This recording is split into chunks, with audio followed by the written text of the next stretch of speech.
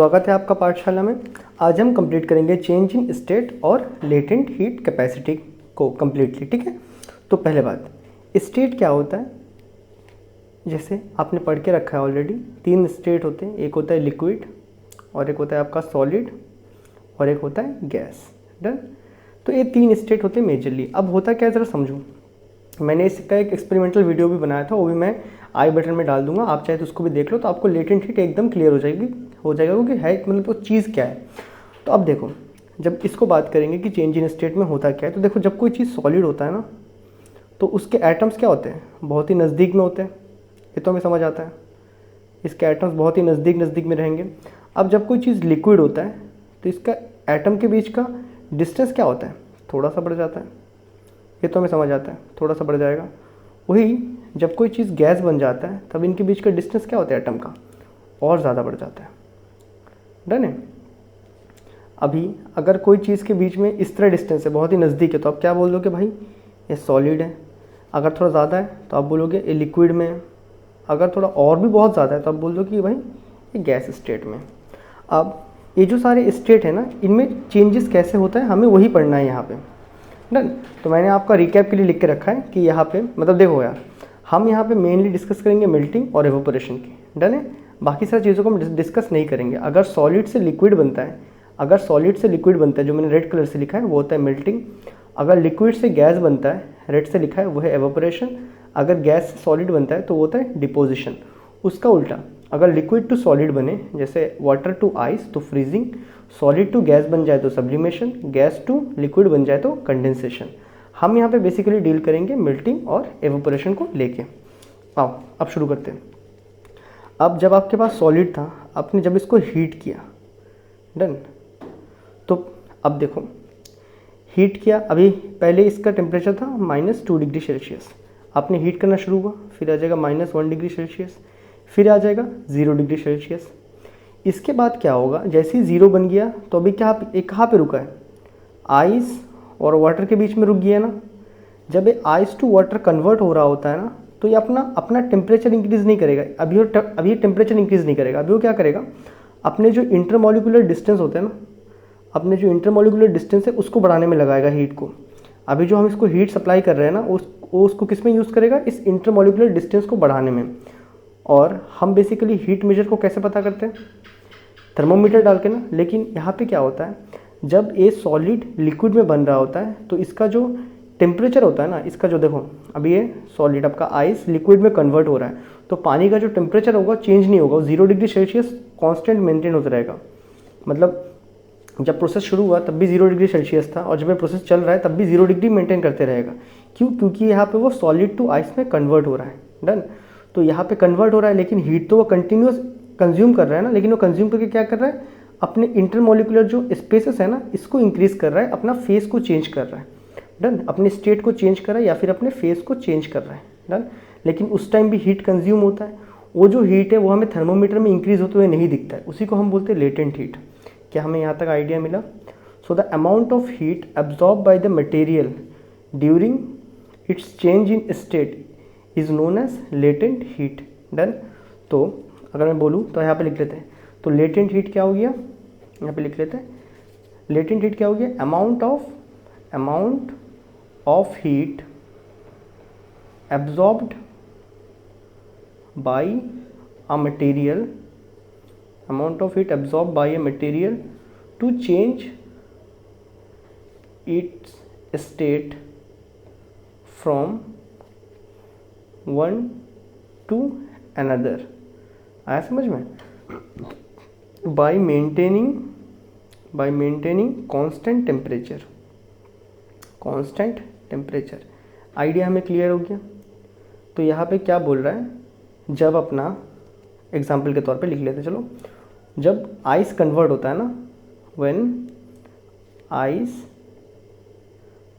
Converts to liquid, converts to water, चलो, ice converts to water, it's temperature, इसका temperature कितना रहता है? जब ये कन्वर्जन होता है टेम्परेचर 0 डिग्री सेल्सियस ही होता है। ठीक है। बट द हीट कंज्यूम, जो वो हीट कंज्यूम करता है ना, वो किस में यूज़ करते हैं? But the heat consumed is use to change its state. Idea मिला? तो लेटेंट हीट क्या होता है? ये वो हीट है जिसको हम कोई मटेरियल में जब देते हैं तो वो क्या करता है, उस हीट से अपना फेस को चेंज करता है, मतलब सॉलिड से लिक्विड बनाता है। वो हीट तो कंटिन्यूस कंज्यूम करता है, लेकिन हम उस हीट को मेजर नहीं कर पाते। क्यों नहीं मेजर कर पाते? क्योंकि हम हीट के लिए थर्मोमीटर देखते हैं, लेकिन ये थ्रू आउट द प्रोसेस में थर्मोमीटर में तो कोई रीडिंग शो ही नहीं करेगा, क्योंकि जीरो तो जीरो ही दिखाएगा। लेकिन वो कंटिन्यूस हीट को लेकर क्या कर रहा होता है, अपने इंटर एटॉमिक जो स्पेसेस है उसको बढ़ा रहा होता है, अपने अपने मतलब फेस को चेंज करता है। डन? तो यही है मेन फंडा। तो अभी आप याद रखोगे, जो आपको इंपॉर्टेंट याद रखना है कि जब आइस टू वाटर बनता है ना, जब आइस टू वाटर बनता है, सॉलिड टू लिक्विड लिख देते हैं यहाँ पे। जब फ्रीजिंग हो रहा होता है ना, जब फ्रीजिंग हो रहा होता है तो फ्रीजिंग में क्या बनता है अपना, आइस, मतलब वही अपना सॉलिड किस में कन्वर्ट होता है, लिक्विड में। सॉलिड अपना लिक्विड में कन्वर्ट होता है जब फ्रीजिंग हो रहा होता है। वही जगह हम मेल्टिंग किसको बोलते हैं, हम मेल्टिंग किसको बोलेंगे, मेल्टिंग में इसका उल्टा, जब आपका लिक्विड क्या होता है, ये देखो, ओ माय गॉड गलती लिख दिया, सॉरी। फ्रीजिंग में क्या होता है, लिक्विड अपना सॉलिड बन जाता है, सॉरी, फ्रीजिंग में लिक्विड सॉलिड बनता है, और मेल्टिंग में क्या होता है अपना, आइस मेल्ट हो रहा है, सॉलिड क्या बन रहा होता है, लिक्विड बन रहा होता है। जब फ्रीजिंग होता है, सॉलिड जब नहीं, जब लिक्विड जब सॉलिड में कन्वर्ट होता है फ्रीजिंग के टाइम पे, फ्रीजिंग के टाइम पे जब लिक्विड सॉलिड में कन्वर्ट होता है, और मेल्टिंग के टाइम पे जब सॉलिड लिक्विड में कन्वर्ट होता है, तो इसमें जो टेम्परेचर होता है पता है कितना होता है, ये थ्रू आउट द प्रोसेस में टेम्परेचर 0 डिग्री सेल्सियस होता है। इसीलिए आपने सुना होगा freezing of water 0 degree Celsius, melting of water कितना है 0 डिग्री सेल्सियस। लेकिन ये इस हीट को कहाँ यूज़ करता है, ये इस हीट को यूज़ करता है to change it states. Done? ये हमें क्लियर हो गया। और दूसरा जो हमें यहाँ पे याद रखना है वो है एवोपोरेशन। एवोपोरेशन कब होता है, जब लिक्विड टू गैस बनता है, जब वाटर क्या बन जाता है, गैस बनता है। तो इस प्रोसेस का हमने नाम क्या दिया है, इकट्ठा है सारा, ये भी इकट्ठा। वही जब हमारा लिक्विड क्या गैस बनता है, तो इस प्रोसेस का हमने नाम क्या देखे रखा है, liquid to gas is your evaporation, बराबर। वही जगह जब हमारा गैस लिक्विड बनता है, कंडेंसेशन प्रोसेस ना, जब वाटर का वेपर लिक्विड बन जाता है। डन? जब उसका गैस, जब वेपर क्या बनता है, लिक्विड बनता है, तो हमने इस प्रोसेस का नाम क्या दिया है, कंडेंसेशन। तो इस ए जो होता है ये कितने में होता है, एग्जैक्टली 100 डिग्री सेल्सियस में होता है। और जब लिक्विड टू गैस बन रहा होता है, तब थ्रू आउट द प्रोसेस, जब तक पूरा लिक्विड गैस ना बन जाए, तब तक उस पानी का टेम्परेचर कितना होता है, 100 डिग्री सेल्सियस।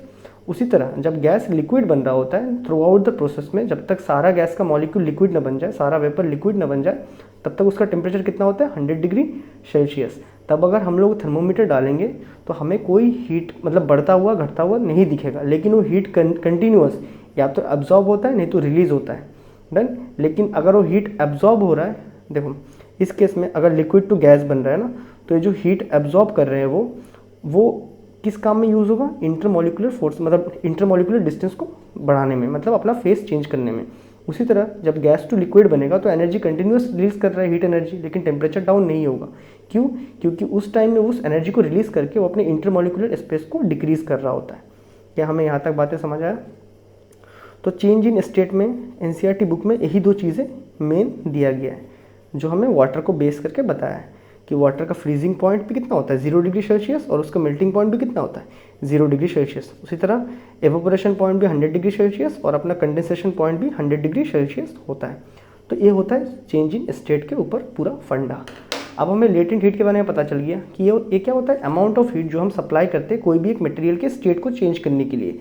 ये हमें थर्मोमीटर में शो नहीं होता है। अब लेटेंट हीट को हम एल से लिखते हैं। डन? अब देखो, अच्छा, is the amount of heat absorb by a material to change it states from one to another by maintaining a constant temperature and mass. इसमें एक चीज़ लिख दो, mass of material is 1 kg। 1 kg fix करेंगे mass को, ठीक है। Latent heat specific heat के जैसा ही है। तो लेटेंट हीट का फॉर्मूला क्या बन जाएगा, L is equal to mass, जो कि 1 kg करेंगे, इसका टेम्परेचर हमें राइज करना है। कितने में इसका टेम्परेचर राइज होता है क्या, जल्दी सोच के बताओ। नहीं, ये जो थ्रू आउट द प्रोसेस है इसमें इसका टेम्परेचर राइज नहीं होता है, क्योंकि मैंने पहले ही बताया था, क्योंकि ये जब हो रहा होता है तो ये हीट को किस में एब्जॉर्ब करता है, अपने अपने स्टेट को चेंज करने में। तो जो यहाँ पे लिख देंगे, हमने जो हीट सप्लाई किया वो किस काम में यूज़ हुआ, मटेरियल क्या बोलते हैं, किस काम में यूज़ हुआ, उसके स्टेट को चेंज करने में, और इसको लिख देंगे ml। हमने जो हीट सप्लाई दिया वो किस काम में यूज़ हुआ, मास का स्टेट को चेंज करने में। मास जितना है उतना ही रहेगा बट इसका स्टेट चेंज होगा। तो ये हो गया Q इजिकल टू ml, या फिर आप L इजिकल टू लिख सकते हो amount of heat supply to change the state of mass. Done, ये हो जाएगा। और इसका यूनिट अगर लिखना पड़े तो Q हीट है तो जूल पर kg। डन, ये हमें हो गया। तो ये होता है वो हीट, ये टेम्परेचर, ये देखो इसे क्या थर्मोमीटर से नाप सकते हैं, नहीं, टेम्परेचर नॉट इंक्रीजेस, तो यहाँ पे थर्मोमीटर का काम ही नहीं है। और हमने दूसरा एक हीट पढ़ा था, वो क्या था, जब टेम्परेचर चेंज होता है। अभी देखो जैसे सॉलिड टू लिक्विड बना, इसमें 0 डिग्री में रहा जब तक कि पूरा लिक्विड नहीं बन गया। उसके बाद जब ये लिक्विड बन गया तो उसके बाद क्या होगा, इसमें टेम्परेचर बढ़ेगा 1 डिग्री 2 डिग्री, ऐसा कर करके कितना 100 डिग्री तक पहुंचेगा। फिर 100 डिग्री में क्या रुक जाएगा, कब तक रुकेगा, जब तक सारा लिक्विड गैस में ना कन्वर्ट हो जाए। डन ना। तो थ्रू आउट द प्रोसेस यहाँ पे जब टेम्परेचर शो कर रहा होता है तब हम क्या निकालते हैं, तब हम स्पेसिफिक हीट के फॉर्मूले से निकाल लेते हैं।